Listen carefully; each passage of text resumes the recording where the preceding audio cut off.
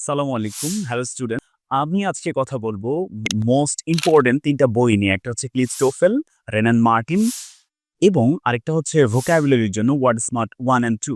অনেকের প্রশ্ন হচ্ছে স্যার আমি এই একাডেমিকের পাশাপাশি আমার বেসিকটাকে ইংরেজির যে বেসিক, এই বেসিকটাকে কিভাবে স্ট্রং করতে পারি? তো ইংরেজির বেসিকটা আমার কাছে মনে হয় যে তুমি যদি বেসিক গ্রামারটা ঠিক করতে পারো, ভোকাবুলারি স্ট্রং করতে পারো এবং parts of speech, clause and phrase identification এ পারফেক্ট হতে পারো, তাহলে তোমার যে বেসিকটা আছে এটা পূর্ণাঙ্গ হয়ে যায়। অ্যান্ড তার জন্য কোন বই ফলো করব, কোন গাইডলাইনগুলো ফলো করব?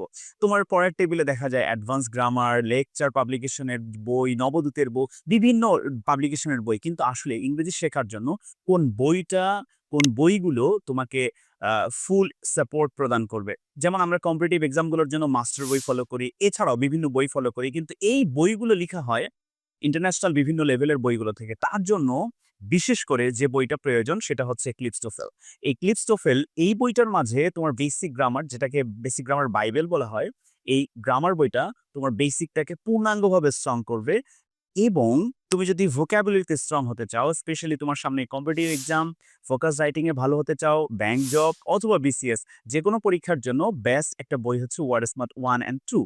এরপর চলে আসো পার্টস অফ স্পিচ আমরা চিনি না। এটা নিয়ে যদিও আরো ডিসকাস হবে, আরো কিছু ভিডিও পাবো তোমরা। পার্টস অফ স্পিচ না চেনার কারণে আরেকটা হচ্ছে ভোকাবুলারির জন্য ওয়ার্ড স্মার্ট 1 অ্যান্ড 2, আরেকটা হচ্ছে ক্লিচ টোফেল।